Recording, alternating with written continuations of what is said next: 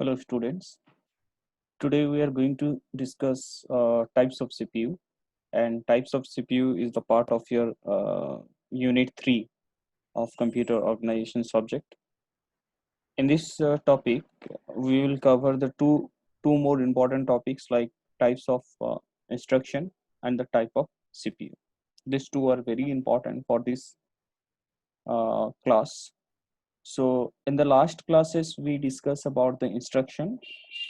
I just gave the brief instruction about Unit 3.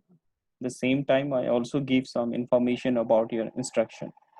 So instructions are the set of machine language instructions that a particular process works.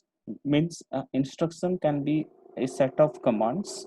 By using that command, we can do a particular job with the processor. So there are so many types of instructions are there, like arithmetic instructions for doing arithmetic operations, or some IO instructions are there for doing IO operations. Okay, so the type of instructions is completely depend on the following factors. One is opcode. The opcode is nothing but it is the nature of the operation done by the instructions, or the opcode defines that what the what the operation is going to perform by the instruction. Okay, the next factor is data, the type of data, what type of data is going to be used in the instruction. Then the operand location, so that means where the data should be stored, or what is the location of the data, whether it is the memory or in register. Okay, so then it also depends the operand addressing, like method of specifying the location.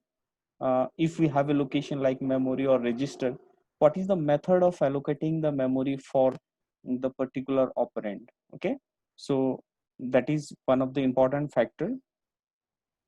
Another factor is that instruction length. The instruction length defines that the size of the instructions. Basically it can be measured with 1 byte, 2 byte, etc. Okay, suppose it is 1 byte instruction or 2 byte instruction or 3 byte instruction, that can be derived from this factor that is called instruction length. So another very important is the number of address field. How many address field is required for a particular instruction, whether the instructions need a 0 address field, or the instruction need 1 address field, or the instruction need 2 address or 3 address, like that. Okay, so these are the following factors, and these factors defines the different types of instructions. Again, I would like to repeat here. First one is the opcode. It defines the operation of the instruction, or the what the instruction is going to perform. It will define. Then the second factor is data, the types of data, whether it is a binary data or any other data, it will define that. Okay, then another important factor is operand location. That means where the uh, where the data is stored, whether a memory or register. Okay, then another is operand addressing. That means it is the way we it is the way we allocate the operand in memory or register. Okay, and instruction length means it is the size of the instructions.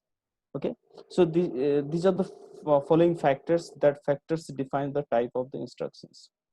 So there are a different type of instruction like data transfer instructions. Basically, suppose we want to transport the data from one location to other location, or one component to other component inside a computer. For example, from we have a memory, some data is in memory and there is a CPU. Okay, the processing unit. If you want to transfer the data from memory to CPU, so we need some instructions. We give some instruction to the computer, so that the computer perform this transfer operation. Okay, or the movement operation, that is called data transfer instructions. Okay, so similarly, arithmetic instructions, that means it is completely responsible for all kind of arithmetic operations like addition, subtraction, multiplication, division. So what are the basic arithmetic operations can perform in computer? So that that thing is done with the arithmetic operation. Okay. Another is logical instructions. The logical instructions basically related to perform any kind of logical operations. Okay. So let me give some example like meaning of logical instructions. Logical instructions basically performing the logic Boolean logic operations. Okay. And there are another type of instructions like control transfer instructions. So these control transfer instructions modify the program execution sequence. Okay. So basically these instructions used for that. And another is instruction is called IO instructions, or it is called input and output instructions. Basically these instructions transfer the information between the external periphery and the system nucleus, that is called CPU or memory. Okay.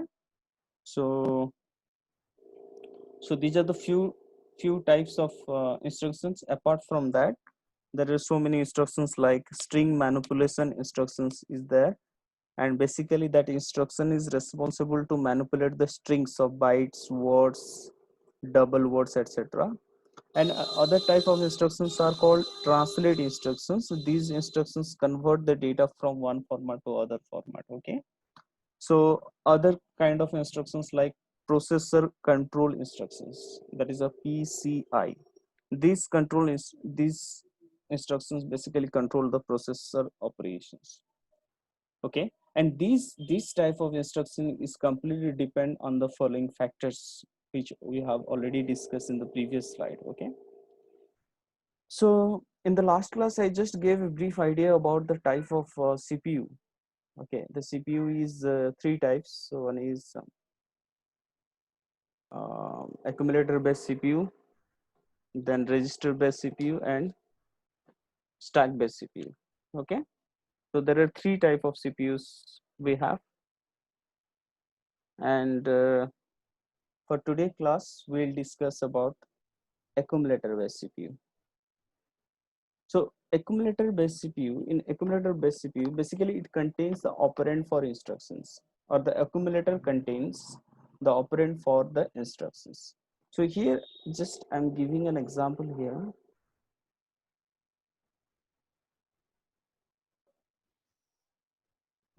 Just let it back. Okay.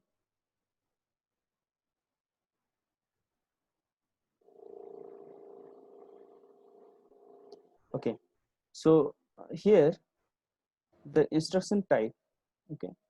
So say suppose this is my instruction. The first is opcode, this opcode. Okay. And the second is the address of operand 1 and address of operand 2. Okay. And it contains the next instruction that to be executed. Okay. The next instruction that to be executed. So for example, it can be written as add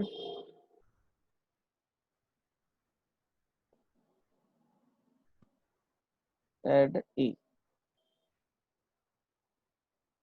comma B. Okay, add A comma B. Here add is opcode, or it is called mnemonic code. A is an operand address, B is an operand address. Both operand, this A operand holds the data, the type of data the instruction use. Okay.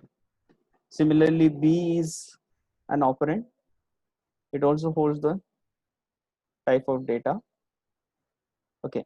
Now the question is that whether A is a memory location or register location, or the A is available in memory or register, that depends on the operand location. Similarly, B is also operand location. The way these two operand location is assigned to memory and register, that is called operand addressing. Okay, we'll discuss in upcoming videos, that is addressing modes. In that case, it clearly defines that how the operand is located in memory or register. Okay, so the length of instruction defines that whether it is a 1 byte instruction or 2 byte instruction. Okay, so next is number of address field. That means this instruction contains two address, that is A and B, two address, so it is called two address instruction. Okay, the number of address field is 2 for this instruction. So this instruction is that it will add the content of B with content of A and store in A. So it is also written as memory of A. Okay, so this is memory of A will take memory of A plus memory of B. Memory of A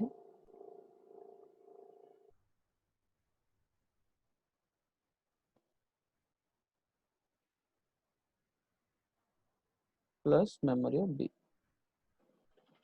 Okay, the above this instruction defines like this, or this instruction do this operation. The memory of A means the content inside A, the memory of B means the content inside B.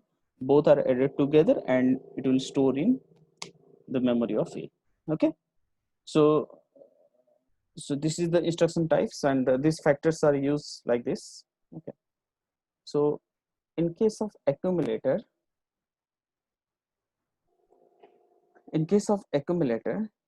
the accumulator contains an operand instruction. Okay, this accumulator contains an operand instruction. Accumulator is the part of the CPU. Okay, it is the part of the CPU.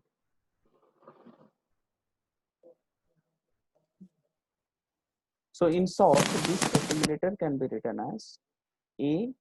Some book it is written as A, and is also written ACC or AC. Okay, in this format, the accumulator can.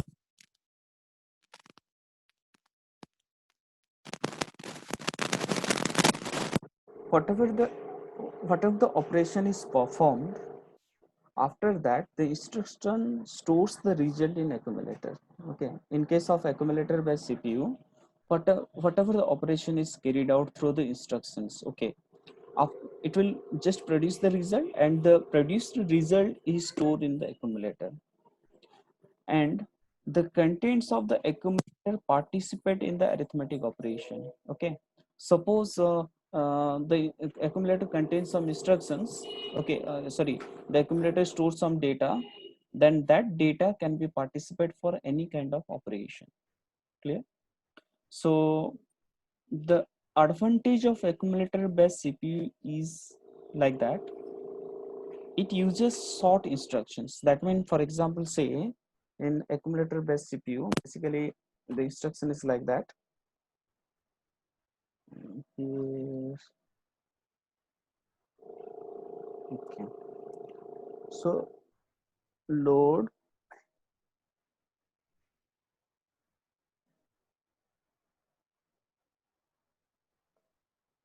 A. Here A is my operand. It is not a accumulator. Okay. So it means that the instruction defines like this: accumulator contain the accumulator takes the memory of A, or we can say that the content in of A, whatever data in A is load to accumulator. So how many address field is used here? Only one address field. This instruction use only one address field, so that it is called one address instruction formats. Okay, we'll discuss in coming videos, so the meaning of one address instruction formats and everything. Okay, so it means that the accumulator based CPU uses the short instructions, and for that it uses less memory space, because if the instruction is sorted of the or the instruction size is small, then definitely it will use small memory space. Okay, because of the absence of the address field. Okay, and another advantage of this accumulator based CPU is that the instruction cycle takes less time. Okay, to execute the instruction takes less time, less CPU time. And there are also some disadvantages are there, like the program operation or the program size uh, becomes very complex due to the usage of many instructions in complex expression. Okay, if our expression is very big one, then we have to write a lot of instructions to perform that expression, right, or to perform that job. So that it need a lot of instructions. If there is a lot of instructions are there, then the program size may be increased. So ultimately we need more space. But if we compare is an instruction, as the instruction is small one, then it use a less memory space. Okay, another disadvantage is that the program execution time increases due to the increase in the number of instructions per program. Okay, so program and instructions both are different. See, so program means a program is consist of so many instructions. Okay, one instruction, two instructions, like that. Yeah. If a single instructions can perform a single operation, then I have to write at least n number in instructions to perform a task. Okay, if my n size is increases, that means the program size is increases, so ultimately I need a more memory space. Okay, so if the number of instructions increases in a program, then it require more execution time, or the execution time will be increases. So this is the advantages and few advantages and disadvantages in accumulator based CPU.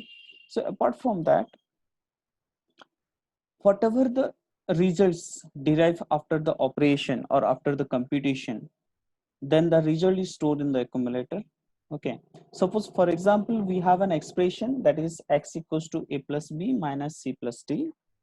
Okay, this is our expression. We have to solve this expression by in accumulator based CPU. Okay, we need some instructions to perform this task.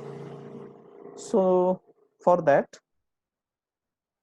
this one is the instructions, this is the assemble program, and this assembly program is used in accumulator based CPU. So here load a, that means this, it means that the content of a is load inside accumulator, as I said here. Okay, so change the color.